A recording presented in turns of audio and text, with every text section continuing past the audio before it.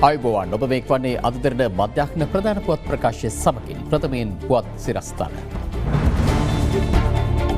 Covid මෘතදේහ භූමදානයට අවසර දෙන gazette නිවේදනය නිකුත් කරේ. රාජ්‍ය වෙසක් උත්සවය නාගදීපය කේන්ද්‍ර කර පැවැත්වීමට අගමැතිගෙන් උපදෙස්. පාස්කු කොමිසමේ අවසන් වාර්තාවෙන් හිටපු ජනපති මෛත්‍රී ඉලක්ක කර ඇති බවට නිදහස් පක්ෂයෙන් චෝදනා. මානව හිමිකම් කොමසාරිස්වරයගේ නිර්දේශ ක්‍රියාත්මක කිරීමට ශ්‍රී ලංකාවෙන් සැලැස්මක් අවශ්‍ය බව ඇමරිකාව කියයි. ගෝලීය කොවිඩ් මරණ 25 ලක්ෂය ඉක්මවයි. ඇමරිකාවේ දෛනික මරණ යලි ඉහළට.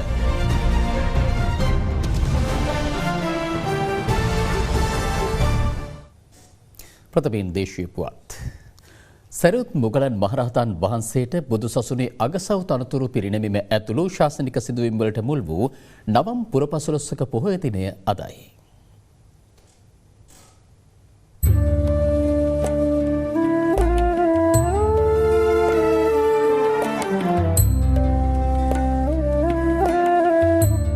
ශාසන ඉතිහාසයේ වැදගත් සිදුවීම් රසකට මුල් වූ නවම් පුරපසළොස්වක පොහොය දිනය අදට යෙදී තිබෙනවා.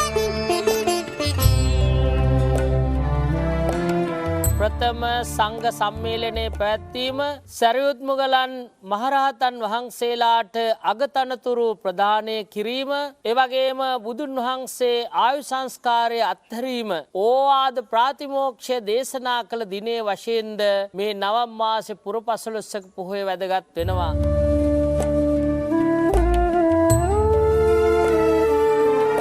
කොවිඩ් වසංගතය හමුවේ වුවත් වෙනත් පොහොය දිනවලට වඩා බොදු සැදැහැවතුන් වෙහෙර විහාරස්ථානවලට රැස්ව සිටි අයුරු දක්නට ලැබුණා.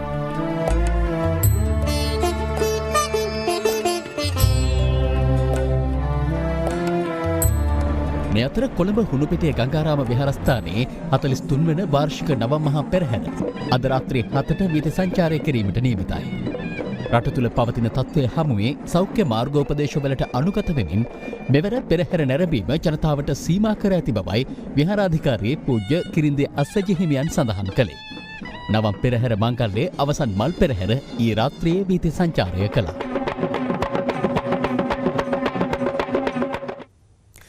මෙවර රාජ්‍ය වෙසක් උත්සවයේ නාගදීප රජමහා විහාරයේ කේන්ද්‍ර කර ගනිමින් පැවැත්වීමට රාජ්‍යය තීරණය කර තිබෙනවා. රාජ්‍ය වෙසක් උත්සවය සංවිධානය කිරීම සම්බන්ධයෙන් බුද්ධ ශාසන ආගමික හා සංස්කෘතික කටයුතු අමාත්‍ය අග්‍රාමාත්‍ය මහින්ද රාජපක්ෂ මහතාගේ ප්‍රධානත්වයෙන් ඊයේ සාකච්ඡාවක් පැවැත්වුණා. අරලියකහ මන්දිරයේ පැවති මෙම සාකච්ඡාවට මහා සංඝරත්නය විෂයභාර අමාත්‍යවරු සහ අමාත්‍යාංශ නිලධාරීන් එක්ව සිටියා. එහිදී අග්‍රාමාත්‍යවරයා නිලධාරීන්ට උපදෙස් දී තිබුණේ උතුරු හා නැගෙනහිර පළාත් මුල් කරගනිමින් නාගදීප රජමහා විහාරයේදී මෙවර රාජ්‍ය වෙසක් උත්සවය පැවැත්වීමටයි. යනුව උතුරු හා නැගෙනහිර පළාත්වල විහාරස්ථාන 65ක් සහ දහම් පාසල් 35ක් සම්බන්ධ කරගනිමින් රාජ්‍ය වෙසක් උත්සවය පැවැත්වෙනු ඇති. මේ අතර අමාදම් සිසිලස ධර්මදේශනා මාලාවේ 207 වන ධර්මදේශනාව අග්‍රාමාත්‍ය මහින්ද රාජපක්ෂ මහතාගේ සහභාගීත්වයෙන් අග්‍රාමාත්‍ය නිල නිවසේදී අද පැවැත්වුණා. ධර්මදේශනයේ සිදු කරනු ලැබුවේ වයඹ පළාතේ ප්‍රධාන සංඝනායක වාරියපොළ රජමහා විහාරයේ විහාරාධිපති පූජ්‍ය මහාචාර්ය තුඹුල්ලේ ශ්‍රී ලක්කන්ද හිමියන් විසින්. මේ අතර සෑම පොහෝ දිනකම විපක්ෂ නායක කාර්යාලය සංවිධානය කරන ධර්මදේශනය අද පැවැත්වුණේ අතුරුගිරිය ආර්ය නිකේතන ද්විභාෂා මූලික පිරිවෙනේ පරිවේනාධිපති රාජකීය පඬිත ශාස්ත්‍රපති පූජ්‍ය කැස්බෑවේ පඤ්ඤානන්ද හිමි විසින්. COVID-19 ආසාදිතව මේ යන පුද්ගලයන්ගේ මෘතදේහ භූමදානය සඳහා අවසර ලබා දීමේ ගැසට් නිවේදනය ඊ රාත්‍රියේ නිකුත් කළා.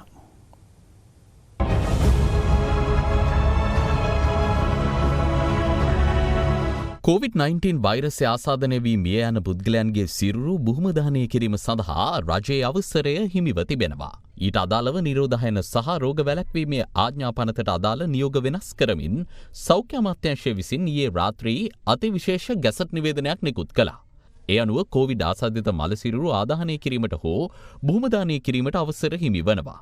එහෙත් බුහුමදානය සිදු කළ හැක්කේ සෞඛ්‍ය අධ්‍යක්ෂ ජෙනරාල්වරයා විසින් නියෝග කරන ලද විධිවිධානවලට අනුකූලව නිසි බලධරයා විසින් අනුමත කරන ලද සුසාන භූමියක හෝ ස්ථානයකදී පමණක් බවයි අදාළ ගැසට් නිවේදනයේ දැක්වෙන්නේ. මේ අතර ඊයේත් කොවිඩ් ආසාදිතයින් 466 දෙනෙකු මෙරටින් වාර්තා වුණා. දිස්ත්‍රික්ක 21කින් වාර්තා වී තිබූ එම ආසාදිතයින් අතරින් වැඩිම පිරිසක් හමු වුණේ කොළඹ දිස්ත්‍රික්කයෙන්. එම සංඛ්‍යාව 164ක්. ගම්පහින් 76ක්, නුවරඑළියෙන් 48ක්, රත්නපුරින් 26ක්, කළුතරින් 22ක් සහ කුරුණෑගල දිස්ත්‍රික්කයෙන් ආසාදිතයින් 21 දෙනෙකුද ඊයේ වාර්තා වුණා. ඊයේ මෙරටදී සිදු කර ඇති PCR පරීක්ෂණ සංඛ්‍යාව 12198ක්.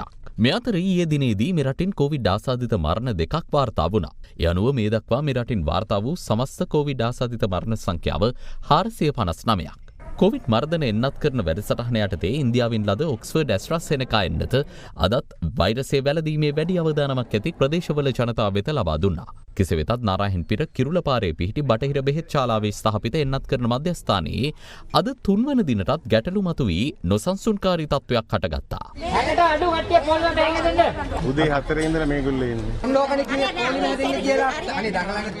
ඇස්ට්‍රාසෙනෙකා එන්නත ඊයේ දිනේදී මෙරට පුද්ගලයන් 14866 දෙනෙකුට එන්නත් කරණය කර තිබෙනවා. මේ එන්නත මේ වන විට ලබා දී ඇති සමස්ත සංඛ්‍යාව 3,93,469ක්. මෙරටින් වාර්තා වූ සමස්ත කොවිඩ් ආසාදිතයින් ගණන අද වන විට 81,933ක් දක්වා ඉහළ ගොස් තිබෙනවා. කොවිඩ් ආසාදිතව සිට ප්‍රතිකාර හා නිරෝධායන කාල සීමාව අවසන් කළ සංඛ්‍යාව 76,961ක්. කොවිඩ් වලින් බස්නාහිර පළාත ප්‍රථමයෙන්ම මුදා ගැනීම සඳහා මේ වන විටත් උපදෙස් අතිගරු ජනාධිපතිතුමා විසින් ලබා දීලා තිබෙනවා. ඉදිරියේදීත් අපි එක රටක් වශයෙන් කොවිඩ් 19 රටෙන් තුරන් කිරීමට කටයුතු කිරිය යුතුව තිබෙනවා.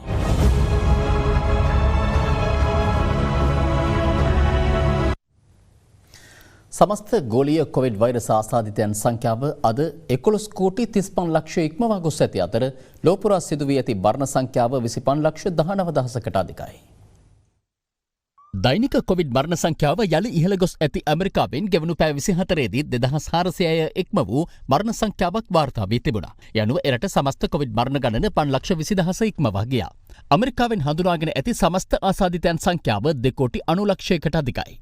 අවුරුදු 5ක් පමණ වයසේ පසුවන ළමුන් යොදා ගනිමින් එන්නත අත්හදා බැලීමට ෆයිසර් සමාගම සැලසුම් කරමින් සිටින අතර එම අත්හදා බැලීම පිළිබඳ දත්ත මේ වසර අවසානයේ වන විට නිකුත් කිරීමටත් ඔවුන් අපේක්ෂා කරනවා. පෙර අපේක්ෂා කළ මට්ටමට වඩා කොවිඩ් වෛරස් ආසාදිතයින්ගේ හා මරණවල ශීඝ්‍ර පහත වැටීමක් පෙන්නුම් කරන බව වොෂින්ටන් විශ්වවිද්‍යාලයේ සෞඛ්‍ය ප්‍රමිතික හා ඇගයීම් ආයතනය පවසනවා. ඔවුන්ගේ අධ්‍යයනයකට අනුව ඉකුත් සති 5 තුළ කොවිඩ් ආසාදිතයන් හා මරණ 70%කින් පහළ බැස ඇති බව සඳහන්. පොස්කු කොමිසමේ අවසන් වාර්තාවේ ඇතැම් කොටස් හිටපු ජනාධිපති මෛත්‍රීපාල සිරිසේන මහතා ඉලක්ක කර ගනිමින් සකස් වී ඇති බව ශ්‍රී ලංකා නිදහස් පක්ෂ මහලේකම් රාජ්‍ය අමාත්‍ය දයශ්‍රී ජයසේකර මහතා පවසනවා. මේ ඇතුළු කරුණු කිහිපයක් මුල් කර ගනිමින් කොමිසමේ අවසන් වාර්තාව ප්‍රතික්ෂේප කිරීමට පක්ෂ විධායක සභාව ඊයේ තීරණය කළ බව මහලේකම්වරයා වැඩිදුරටත් කියා සිටියා. පොස්කු කොමිසමේ අවසන් වාර්තාවෙන් හිටපු ජනාධිපති මෛත්‍රීපාල සිරිසේන මහතාට අපරාධ චෝදනා ගොනු කරන ලෙසට නිර්දේශ කර තිබුණා. ඒ අනුව ඊයේ රැස් වූ ශ්‍රී ලංකා නිදහස් පක්ෂ විධායක සභාව තීරණය කර තිබුණේ අදාළ වාර්තාව ප්‍රතික්ෂේප කිරීමටයි. පොස්කු කොමිසම පිළිබඳව අපේ පක්ෂයේ මතය අපි අද ඉදිරිපත් කරා විශේෂයෙන්ම නිමල් සිරිපාල සිල්වා මැතිතුමා විසින්. ඒ අනුව අපේ යෝජනාවලිය සම්පූර්ණයෙන් විධායක සභාව ඒකමතිකව අනුමත කරා. ඒකනේ ප්‍රතික්ෂේප කරාද? ඔව් ඇත්තටම අපි ඒකේ බහුතරයක් කරුණු ප්‍රතික්ෂේප කරා. මොකද ඒකේ තිබෙනවා විශාල වශයෙන් මෛත්‍රීපාල ජනාධිපතිතුමා ලබා දුන්න විශේෂපත්‍රය ඉක්මවා ගිහිල්ලා ක්‍රියා කරපු අවස්ථා ගණනාවක් තිබෙනවා. ඒ වගේම මෙහි සැබෑ මොලකරු කවුද? මේ බෝම්බ ගැහුවේ කවුද? ගහන්න අනදුන්නේ කවුද? නැත්නම් ඒ පිටිපස්ස සිටියේ අදිසි හස්තය මොකද්ද? විදේශ බලවේගයක් හිටියද නැත්නම් දේශීය බලවේගයක් හිටියද? මෙය තමයි අපිට උවමනා කරලා තිබුණේ, මේ රටේ ජනතාවට උවමනා කරලා තිබුණේ. ඒ අය සොයා ගැනීමට තමයි අත වශයෙන් මේ කොමිෂන් සභාව මෛත්‍රී ජනාධිපතිතුමා විසින් පිහිටෙව්වේ. හැබැයි අද එය කොහෙද යන්නේ මල්ලේ පොල් උත්තරයක් ලැබෙන තැනකට පත් වෙලා තිබෙනවා. ඒ නිසා මේ බොහොම පැහැදිලිව අපේ පක්ෂේ නායකයා ඉලක්ක කරගනිමින් එක පැත්තකින් ඒ වාර්තාවේ කොටස් සකස් වෙලා තිනවා. පාලනයේ සම්බන්ධ කරුවන් බවට පත් වෙලා හිටපු රනිල් වික්‍රමසිංහ අගමැතිතුමත් අපේ මෛත්‍රී ජනාධිපතිතුමා නීතිය හා සාමය අමාත්‍යවරයා විදිහට පත් වෙන්න කලින් හිටපු ඇමතිවරු එහි වගකීම් වලින් සම්පූර්ණ නිදහස් කරලා තිබෙනවා. ඒ වගේ කාරණා ගණනාවක් අපිට තිබෙනවා. මේ කොමිෂන් සභාවේ බහුතරයක් අපි සම්පූර්ණයෙන් ප්‍රතික්ෂේප කරනවා. මේ අතර හිටපු ජනාධිපති මෛත්‍රීපාල සිරිසේන මහතාට පාස්කු ප්‍රහාරය සම්බන්ධයෙන් අපරාධ චෝදනා ගොනු කරන ලෙසට සිදු කළ නිර්දේශ සම්බන්ධයෙන් පක්ෂ විපක්ෂ දේශපාලනඥයින් මෙලෙස අදහස් පළ කළා. ශ්‍රී ලංකා නිදහස් පක්ෂ නායකයා හිටපු ජනාධිපති මෛත්‍රීපාල සිරිසේන ජනාධිපතිවරයා තමයි මේ ජනාධිපති කොමිසම පත් කරේ. එතකොට ඒගොල්ලන්ම පත් කරපු කොමිසමක් ඒගොල්ලන් ප්‍රතික්ෂේප කිරීම මම දන්නේ ඒක හාස්‍යජනක කාරණාවක්. හැබැයි අපි දකිනවා මේ පාස්කු ප්‍රහාර සම්බන්ධ පත්කරපු කොමිෂන් වාර්තාවේ. ඒකේ බැලූ බැල්මට මේකට වග කියන්න ඕනි කවුද කියන එක මේක සඳහන් වෙන්නේ නෑ. මහර විට මේකේ කරුණු වසන් කරලා තියෙනවදත් කියන කාරණාව අපිට හිතනවා.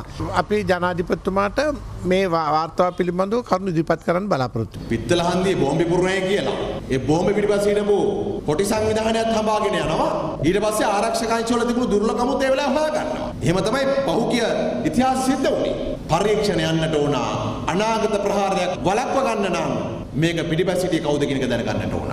මගේ පෞද්ගලික මතය ඒ ජීවිතවලට වගකිව යුතු ප්‍රධාන කෙනා රටේ ජනාධිපතිවරයා ඒ වගකීම ඉතාම පැහැදිලිව ඒ කාලේ පැහැර ඇරියා. ඒක කොමිසමෙන් කියන්න උවමනාවක් නැහැ. රටේ ඕන කෙනෙකුටම ඒක තියෙන්න උනා. ඒ කාලේ හිටියේ කොහෙද දැන් කොහෙද ඉන්නේ කියන එක ප්‍රශ්නයක් නැහැ. වගකිව යුත්තන්ට දඬුවම් කරන්න රජය පසුබට වෙන්නේ නැහැ. පාස්කු ප්‍රහාරය ගැන කොමිසමක් දැන්. කොමිසම ඔය සංදර්ශන කර එක ඒවා කරා. අන්තිමට කොමිසම වාර්තාවක් නිකුත් කරලා තියෙනවා. කොමිසමේ වාර්තාවේ මොකක්ද තියෙන්නේ?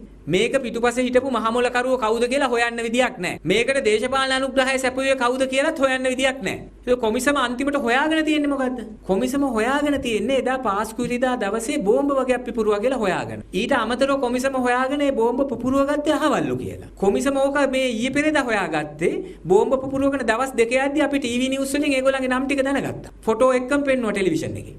දැන් කොමිසම නඩු පවරන්න කියලා කියනවා හිටපු ජනාධිපතිවරයාට අර එහෙම මේමයි තේ ඒගොල්ලන් නඩු පවරන එකට අපිට කිසි විරුද්ධකමක් නැහැ පවරන්න ඕන නඩු පවරන්න ඕන. නමුත් මෙතන ප්‍රශ්නේ තියෙන්නේ ඒ කොමිෂන් වාර්තාවත් දැන් මේ ප්‍රතිවිරෝධා සහිත විපක්ෂ දේශපාලඥයන්ගෙන් පරිගැනීම සඳහා මේ පාවිච්චි කරන්න යන්නේ.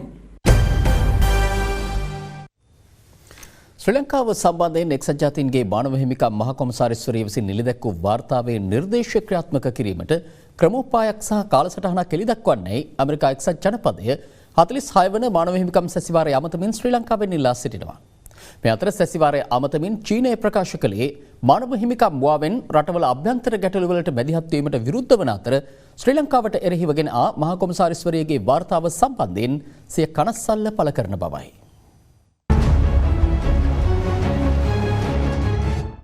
ශ්‍රී ලංකාව සම්බන්ධයෙන් එක්සත් ජාතීන්ගේ මානව හිමිකම් මහ කොමසාරිස්වරිය විසින් ඉදිරිපත් කරනු ලැබූ වාර්තාව මානව හිමිකම් සැසිවාරයේදී ඊයේ විවාදයට ගැටුණා. The United States shares OHCHR's concerns and urges Sri Lanka to make public a strategy and timetable for implementation of the report's recommendation. We are concerned by accounts of increasing marginalization of minority communities and shrinking space for civil society, including independent media. We remain concerned about the lack of accountability, including high-level appointments of military officials credibly accused of conflict-era abuses. It is the consistent stand of China to oppose politicization, double standards on human rights, as well as using human rights as pretext for interference in others' internal affairs. We are concerned about the prominent lack of impartiality shown in the OHCR's report on Sri Lanka and express our regret over the failure of OHCR to take on board the authoritative information provided by Sri Lankan government. The so-called preventive intervention and the proposed targeted sanctions contained in the report are clear interference in the internal affairs of Sri Lanka and oversteps the mandate of OHCHR. India's consistent position rests on two pillars: support for Sri Lanka's unity and territorial integrity, and abiding commitment to aspirations of the Tamils of Sri Lanka for equality, justice, peace and dignity. We believe that respecting the rights of the Tamil community, including through meaningful devolution, contributes directly to the unity and integrity of Sri Lanka. Therefore, we advocate that delivering on the legitimate aspirations of the Tamil community is in the best interest of Sri Lanka. We call upon Sri Lanka to take necessary steps for addressing such aspirations, including through the process of reconciliation and full implementation of the 13th Amendment to the Constitution of Sri Lanka. තවත් පුවත් කිහිපයක් දැන්. හිටපු ආණ්ඩුකාරවරයෙකු වූ මෛත්‍රී ගුණරත්න මහතාගේ පුත්‍රයාට Peliyagoda police ස්ථානය තුලදී පහර දීමේ සිද්ධියට අදාළ පොලිස් නිලධාරීන් වැඩදානමට ලක් කර විමර්ශනයක් සිදු කරන ලෙස මහජන ආරක්ෂාව පිළිබඳ අමාත්‍ය ආචාර්ය රියාද් මිරාල් සරත් වීරසේකර මහතා පොලිස්පතිවරයාට උපදෙස් ලබා දී තිබෙනවා. පෑලියගොඩ පොලිසිය විසින් අත්අඩංගුවටගත් පුද්ගලයෙකු බැලීම සඳහා එම පොලිස් ස්ථානයට ගිය අවස්ථාවේ මෛත්‍රී ගුණරත්න මහතාගේ පුත් නීති ශිෂ්‍ය මිගාරු ගුණරත්න මහතා මෙම පහර කෑමට ලක්ව තිබෙනවා. දන්කොටුව නගරයේ පිහිටි ප්ලාස්ටික් භාණ්ඩ අලෙවි මධ්‍යස්ථානයක ඊයේ රාත්‍රියේ 9ට පමණ හටගත් ගින්නක් නිසා එහි තිබූ රුපියල් කෝටියකට ආසන්න වටිනාකමකින් යුත් ප්ලාස්ටික් භාණ්ඩ සියල්ල විනාශ වී තිබෙනවා. ඊයේ රාත්‍රියේ මොරටුව එගොඩුවෙන ප්‍රදේශයේ එගොඩුවෙන පොලිසිය විසින් සිදු කළ හදිසි රථවාහන සෝදිසියකදී යතුරු පැදියකින් ගමන්ගත් පුද්ගලයන් දෙදෙනෙකු හෙරොයින් මත්කුඩු ග්‍රෑම් 12 මිලිග්‍රෑම් 200ක පමණ ප්‍රමාණයක් සමග අත්අඩංගුවට ගෙන තිබෙනවා. පැල්මඩුල්ල ප්‍රාදේශීය සභාවට අයත් ආදාහනාගාරයක පතල් කැනීමක් සිදු කිරීම සම්බන්ධයෙන් එම ප්‍රාදේශීය සභාවේ මන්ත්‍රීවරු පිරිසක් එයට විරෝධය පළ කර තිබෙනවා.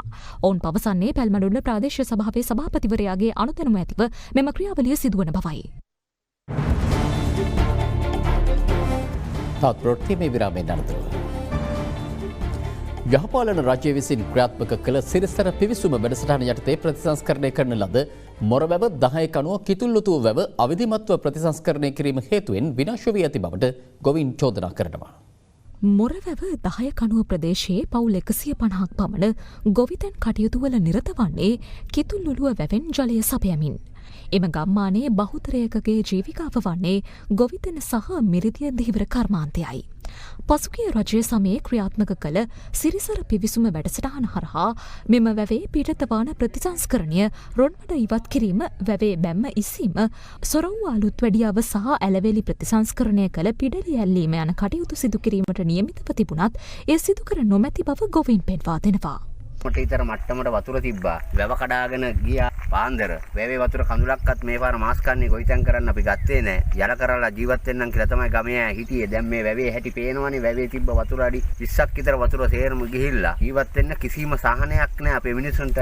මෙම වැවේ පිටත වානේ පිහිටි බේසම වසරකට පෙර කඩා ඉවත් කළද තවමත් එහි ප්‍රතිසංස්කරණ කටයුතු ආරම්භ කර නැහැ. සහනයක් තිබ්බොත් අපිට මේවා කරලා වෙලා මේ වගාවක් මොකක් හරි ගොඩ බෝගයක් දාලා එළවලු ටිකක් මේවා කරලා අස්සන්න කරන් අපිට ජීවත් වෙන්න පුළුවන් තත්ත්වයක් තියෙනවා. අපිට කවුරු හරි ආධාර උපකාරයක් කරනවා නම් ඒ ටික කරන්න පුළුවන් වෙයි කියලා මම හිතනවා.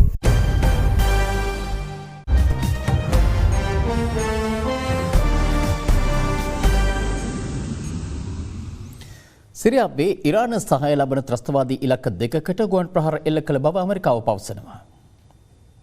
ජනාධිපති ජෝ බයිඩන්ගේ නියෝගයකට අනුව සිරියාවේ පිහිටි ඉරාන සහාය ලබන ත්‍රස්තවාදී ඉලක්ක දෙකක් වෙත ගුවන් ප්‍රහාර එල්ල කළ බව ඇමරිකානු හමුදාව නිවේදනය කරනවා. ඉරාකයේ රඳවා සිටින ඇමරිකානු හමුදාව වෙත ඉකුත් සති දෙක තුලදී අඛණ්ඩව රොකට් ප්‍රහාර එල්ල වී තිබුණා. ඊට ප්‍රතිචාර වශයෙන් ඇමරිකාව මෙම ගුවන් ප්‍රහාරය සිදු කර ඇති බවයි පෙන්ටගනේ ප්‍රකාශකයෙක් සඳහන් කළේ. කටයිබ් හිස්බුල්ලා කටයිබ් සයිද් අල් ෂුහඩා වැනි ඉරානයේ සහාය ලබන ත්‍රස්තවාදීන් විසින් භාවිත කරන මධ්‍යස්ථාන කිහිපයක් ඇමරිකානු ගුවන් ප්‍රහාරයෙන් විනාශ වී ඇති බවද පෙන්ටගනේ පවසනවා.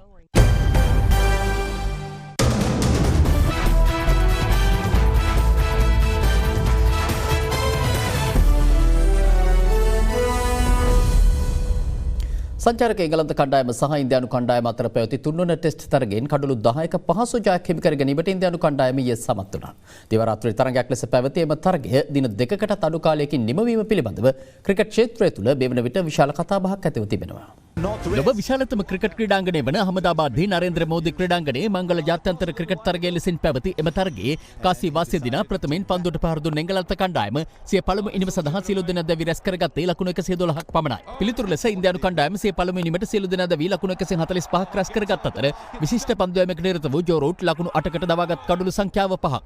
ඉන්දියානු පළමු ඉනිමට වඩා ලකුණු 33ක් පිටුපසින් සිටමින් දෙවන ඉනිම ඇරඹූ එංගලන්තයට එම ඉනිමේදී සියලු දෙනා දැවි රැස් කරගත හැකි වූයේ ලකුණු 81ක් පමණයි. රවිචන්ද්‍රන් අශ්වින් මෙම තරගයේදී ටෙස්ට් කඩලු 400 සීමාව පසු කළ අතර තරග 77කින් එම කඩයිම පසු කළ ඔහු අඩුම තරග සංඛ්‍යාවකින් ටෙස්ට් කඩලු 400 දවාගත් ක්‍රීඩකින් ලැයිස්තුවේ දෙවන ස්ථානයට පත් වුණා. තරගයේ ජයග්‍රහණය සඳහා ලකුණු 49ක පහසු ඉලක්කයක් හබාගේ ඉන්දියාව කිසිවෙකු නොදවි එම ඉලක්කය පසු කර යමින් තරගයේ ජයගත්තේ තරග 4කින් සමන්විත ටෙස්ට් තරගාවලිය 2-1ක් ලෙස පෙරමුණ ගනිමින්. සමස්ත තරගයේ පුරාවටම කණ්ඩායම් දෙකම යවා තිබුණේ පන්දු වාර 140යි පන්දු 4ක් පමණක් වන අතර ඊයේ අවසන් වූ තරගයේ වාර්තා අතරට එක් වූයේ 1935 වසරට පසුව අඩුම කාලයකදී නිමවට පත් වූ ටෙස්ට් තරගය ලෙසයි. මෙම ටෙස්ට් තරගයේ දින දෙකකට අඩු කාලයකින් නිමවීම පිළිබඳවත් තරගය සඳහා ලබා දී තිබූ තනතිරුව ටෙස්ට් තරගයක් සඳහා නුසුදුසු බවටත් පවසමින් ක්‍රීඩා විචාරකයින් මෙන්ම හිටපු ක්‍රීඩකින්ද විවේචන එල්ල කර තිබුණා.